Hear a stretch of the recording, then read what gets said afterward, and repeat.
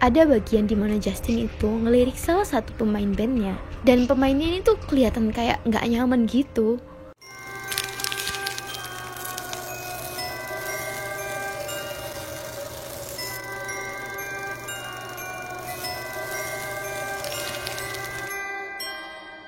Halo semuanya, balik lagi di channel kami, Gibah Horor. Duh, aku bosan, aku pengen keluar.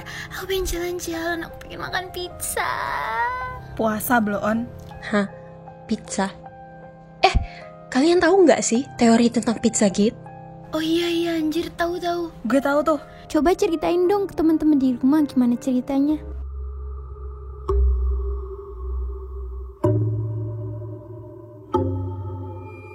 Jadi, teori ini itu tentang perdagangan anak dan pedofilia. Dulu kasus ini sempat naik pas tahun 2016 dan sampai sekarang teori Pizzagate ini masih jadi teka-teki. Hah?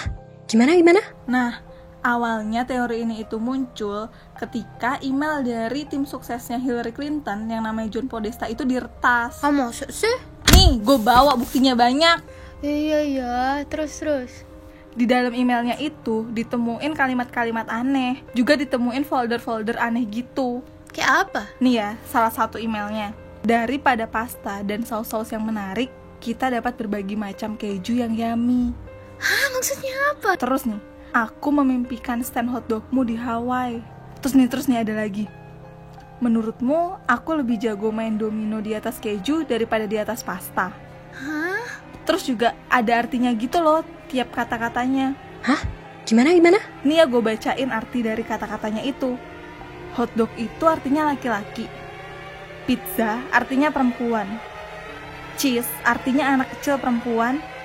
Pasta artinya anak kecil laki-laki. Ice cream artinya male prostitute. Walnut itu artinya person of color. Terus sauce itu artinya orgy. Aneh gak sih? Iya. Di sini juga ada folder-folder yang isinya tuh aneh-aneh banget. Salah satu foldernya nih, ada namanya intimate. Tahu nggak sih guys? Di dalam folder intimate itu berisi gambar-gambar juga foto-foto porno yang salah satu di antaranya diperagakan oleh Hillary Clinton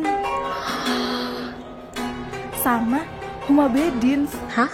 Huma Bedins itu mantan istri dari Anthony Weiner. Salah satu foldernya ada yang namanya life insurance. Dia itu berisi catatan pribadi penerbangan Hillary dan suaminya. Terus dari data di situ juga menghubungkan Hillary dan suaminya dengan jaringan prostitusi dan pedofilia yang berada di suatu pulau. Terus nih ya, folder kedua itu namanya Diane's Nuclear Arsenal.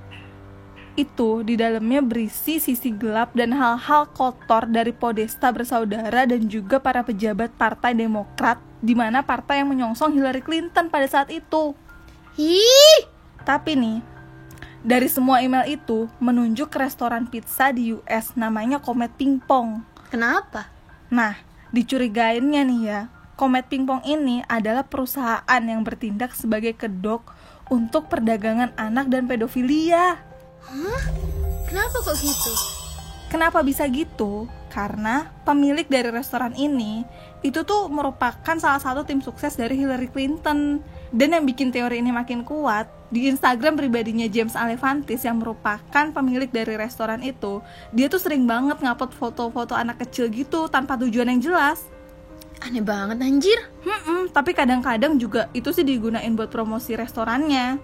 Tapi kenapa harus pakai anak kecil anjir? Nah, yang bikin keterlibatan ini makin kuat, ada namanya Tony Podesta yang merupakan saudara kandung dari John Podesta, yang merupakan seorang seniman.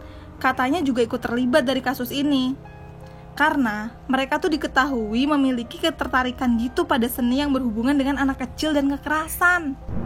Ih, kenapa sih sukanya aneh-aneh banget? Itu semua kelihatan dari beberapa video interview yang diambil di rumah keluarga Podesta. Di sana ada sebuah lukisan dua orang laki-laki yang sedang megang manekin yang tertidur dengan posisi yang aneh. What the fuck? Nah, itu. Terus juga aku tuh sempat baca gitu, katanya nyambung sama salah satu artis terkenal gitu. Oh iya ya, ada. Kalian tahu nggak sih lagu barunya Justin Bieber Yang Yummy itu loh. Ya ampun, itu kan ngehits banget di TikTok, guys. Nah iya Jadi tuh Rek, banyak banget hal aneh yang ada di lagu ini. Mulai dari lagunya itu sendiri, videonya, dan cara promosinya Justin itu juga aneh banget. Hah? Aneh gimana sih? Gimana sih? Jadi dia itu kayak desperate banget gitu loh, pengen lagu ini biar ngehits, biar nomor 1 di mana-mana. Dan dia juga ngupload banyak banget foto anak kecil di Instagramnya dengan caption #Yummy. Padahal dia tuh udah jelasin kalau lagu ini tentang having sex sama Hailey istrinya. Jadi kan kayak inappropriate banget gitu loh kalau misalnya cara promosinya dia pakai foto anak kecil. Lagi pula ya, kalau dia mau ngeluarin karya apapun, mau itu nggak berguna pun kayaknya bakal tetap naik, gak sih? Iyalah, fansnya dia kan banyak banget. Nah, Dan fansnya tuh kayak fans banget gitu loh. Fanatik banget gitu kan. Iya, fanatik banget. jadi menurutnya sia-sia nggak sih? Dia Maksudnya ngeluarin apa aja pasti ngehits lah. betul. Terus di videonya itu sendiri banyak hal anehnya. Kayak gimana tempat ini tuh kelihatan isolated gitu loh guys. Jadi tempat ini tuh kelihatan eksklusif banget dan hanya kaum elit aja yang bisa ke sana. Yang datang itu orang yang pakai jas, dress, dan semua hal yang fancy gitu. Dan lagi ada satu part yang nunjukin orang yang mirip banget sama John Podesta yang tadi kita bahas. Sama satu lagi detail yang aneh banget menurutku. Dan ditunjukin juga kalau orang-orang yang ada di video ini tuh makan dengan lahapnya. Tapi anehnya, makanan yang mereka makan itu gak kelihatan enak. Kayak makanannya tuh kelihatan gak enak semua. Tapi orang-orang yang ada di video itu makan dengan lahapnya, kayak makanan ini tuh enak banget. Menurutku sih ini metafor buat mereka yang makan daging manusia. Orang biasa kayak kita ngeliat itu kayak gak enak. Tapi mereka sebagai orang yang makan daging manusia itu ngerasa kayak makanan ini tuh enak banget.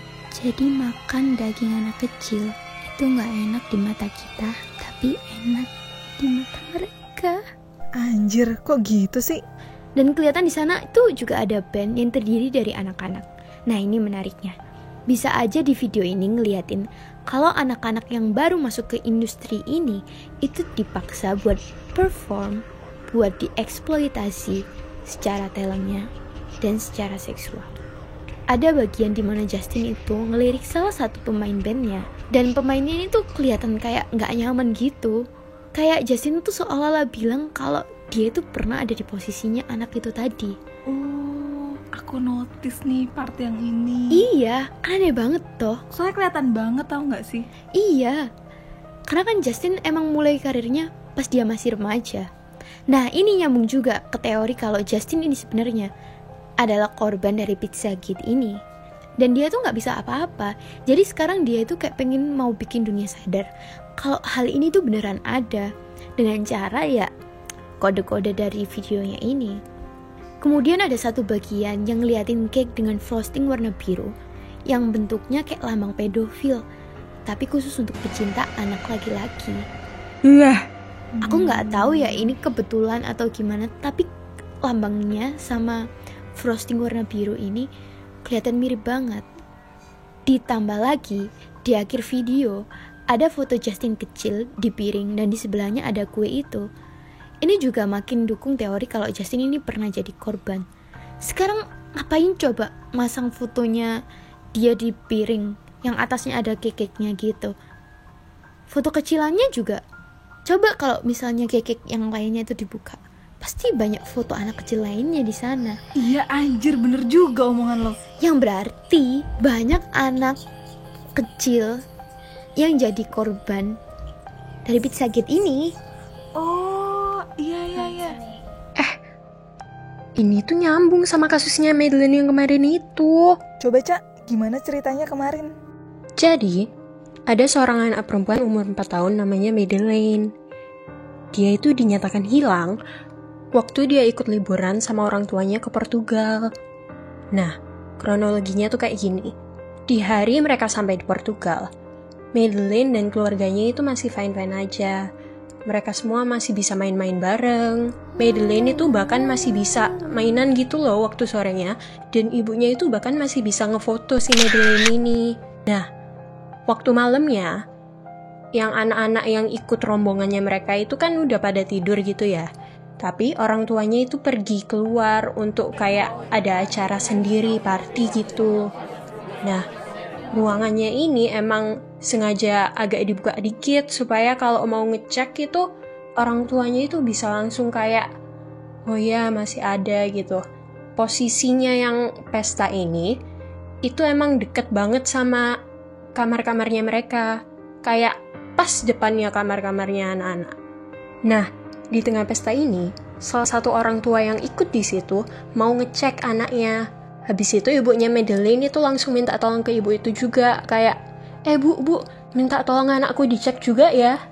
Habis itu ibunya kan ngeiyain gitu dan berangkat. Tapi guys, menurutku, itu ibunya nggak bener-bener ngecek Madeleine ada atau nggak. Kayak cuman diintip sekilas, habis itu, oh ya masih ada, kayaknya anaknya tidur. Habis itu langsung balik ke pestanya. Habis itu waktu udah balik ke pestanya, ibunya itu lapor ke mamanya Madeleine kalau, iya bu, anaknya masih ada, tidur deh kayaknya. Nah, nggak lama setelah itu, pestanya selesai. Habis itu orang tuanya Madeleine balik ke kamarnya mereka. Waktu udah di kamar, mereka kaget banget. Madeleine hilang. Oh my god. Orang tuanya langsung lapor polisi, habis itu polisi langsung melakukan investigasi. Nah, setelah diselidiki lebih lanjut, polisi akhirnya menemukan saksi mata yang ada di resort itu. Mereka bilang, kalau malam itu, ada 2 orang yang mondar-mandir nggak jelas gitu. Habis itu, setelah ditanya-tanyain lebih lanjut, akhirnya polisinya bisa membuat rough sketch muka dari orang-orang yang mencurigakan itu. Dan ternyata mukanya mirip banget sama Podesta bersaudara. Serem. Yang dibilang terlibat bahkan jadi dalangnya Pizzagate. Ditambah lagi, ada berita yang bilang kalau memang mereka pada saat Madeleine hilang, posisinya itu emang di Portugal. Makanya teori ini tuh beneran dipercaya sama orang-orang. Kalau banyak pedofil elit di situ. Shit. Tapi guys, ada berita yang bilang kalau Madeleine hilang gara-gara orang tuanya sendiri yang ngejual Madeleine. Soalnya, beberapa bulan setelah Madeleine hilang, bapaknya itu kepergok lagi liburan ke US. Dan bahkan foto-foto di depan gedung-gedung terkenal gitu. Sekali lagi ini cuma teori ya, Rek, bukan fakta. Nah, iya. Nah, buat kalian-kalian yang mau request tema-tema konspirasi apa selanjutnya yang mau kita bahas, jangan lupa komen di bawah ya. Jangan lupa juga buat like, share, and subscribe. And see you on the next video.